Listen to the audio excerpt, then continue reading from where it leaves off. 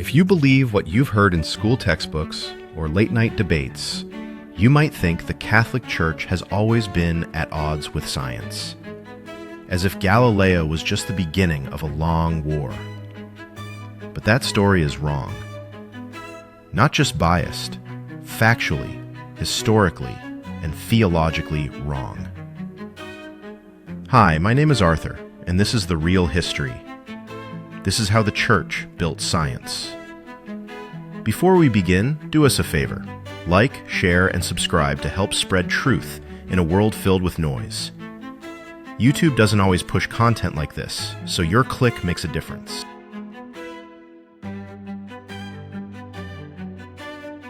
The so-called conflict between science and religion didn't begin in the Middle Ages. It was invented in the 19th century by two anti-Catholic writers, John William Draper and Andrew Dickson White. Their books, full of distortion and historical cherry-picking, painted the Church as anti-intellectual, anti-progress, and anti-science. And for over a century, their false narrative went mostly unchallenged. But here's the truth. Long before there were modern universities, telescopes, or Nobel Prizes, the Catholic Church was laying the intellectual foundations for science. Not just accepting it, creating it. The Church's worldview, that the universe was created by a rational God, gave birth to the idea that nature could be studied, measured, and understood, that it wasn't divine or random or chaotic, but ordered. In other words, science didn't emerge in spite of the Church, it emerged because of it.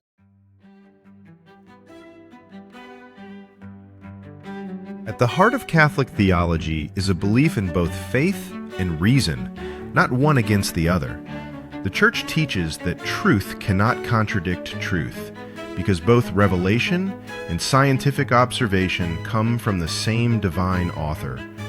As St. Thomas Aquinas put it, truth is found in both natural reason and divine revelation. This means if scientific evidence seems to contradict Scripture, we must reevaluate our interpretation, not discard the evidence or deny the faith. St. Augustine said this over 1,600 years ago when he warned Christians not to speak ignorantly about the natural world and embarrass the faith in front of educated non-believers. The Galileo affair, often misunderstood. St. Robert Bellarmine himself said that if Galileo could prove heliocentrism, then we'd have to rethink how we interpret certain scripture passages. Bellarmine didn't reject science, he just demanded proper proof, which Galileo didn't yet have. Catholics have always believed God's creation is not threatened by scientific discovery, it's revealed through it.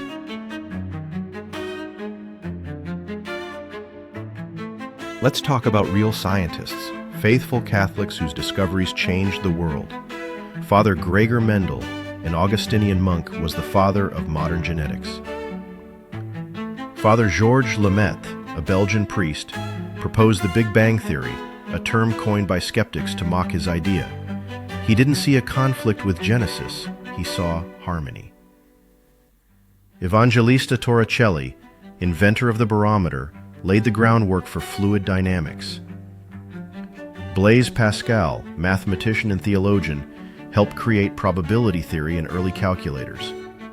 St. Albert the Great, teacher of Aquinas, was one of the first to insist on empirical observation as a method of learning. Sister Mary Celine Fasenmeyer, a nun and mathematician, did pioneering work in algebraic computation, and her polynomials are still used in computer science today. There are hundreds more: biochemists, astrophysicists, inventors, physicians, not in spite of their faith, but because of it.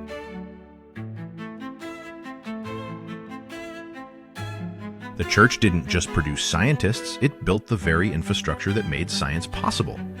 The university system was invented by the Catholic Church. Canon law protected academic freedom in church-run institutions centuries before modern legal systems. The Vatican Observatory, one of the oldest astronomical research centers in the world, still operates today under the Jesuits. Catholic religious orders translated and preserved classical knowledge throughout the so-called Dark Ages, which were anything but dark inside monastic libraries and schools. The Church also pioneered healthcare, establishing the world's first hospitals as acts of charity and centers of healing. Monasteries became hubs of medical knowledge, preserving texts, training physicians, and caring for the sick with both natural remedies and spiritual compassion. Catholic nuns like Sister Miriam Michael Stimpson and Gertie Corey led groundbreaking research in chemistry and physiology. The Church saw no contradiction in healing both soul and body. It embraced the sciences of medicine as an extension of Christ's healing ministry. Even the idea that the earth is billions of years old, not a scandal to Catholicism. In fact, St. John Henry Newman, writing before Darwin's work became mainstream, had no problem with an old earth. He saw no contradiction with faith, only with a naive reading of Scripture.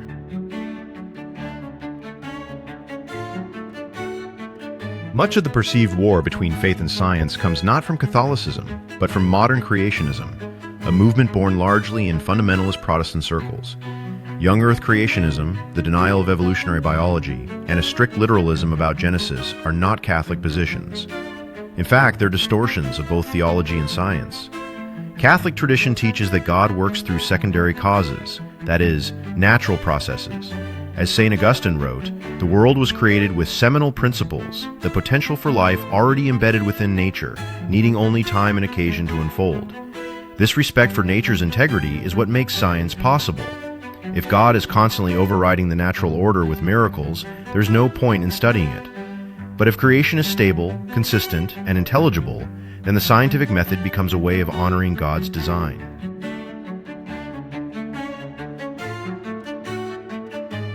In 1988, Pope John Paul II wrote a now famous letter to the Vatican Observatory. In it, he laid out a vision of relational unity between science and faith. He said that science can purify religion from error and superstition, while religion can purify science from idolatry and false absolutes. Each can draw the other into a wider world, he wrote, a world in which both can flourish. He didn't call for compromise, he called for communion. In a time when public trust in both religion and science is shaky, this truth needs to be reclaimed. The Catholic Church has never been afraid of discovery. It has never needed to fear a telescope or a microscope. It helped create them. When critics say religion and science can't coexist, they often mean Protestant literalism and modern science can't. And they're probably right. But that's not the Catholic view. The Catholic Church holds that faith and reason are both gifts from God, and both lead us toward Him. We are not asked to choose between prayer and physics, between the Catechism and the cosmos. We are invited to integrate them. So the next time someone tells you the Church is anti-science, ask them to name the founder of genetics, or the man who gave us the Big Bang, or who built the first hospitals, the first universities, the first observatories. The Church built the West. The Church built science. And today, it's calling the world back to reason, back to reverence, back to Rome. If this video gave you something to think about, give it a thumbs up. Share it with someone who doubts the Church. And subscribe for more truth every single week. This is why Rome was right.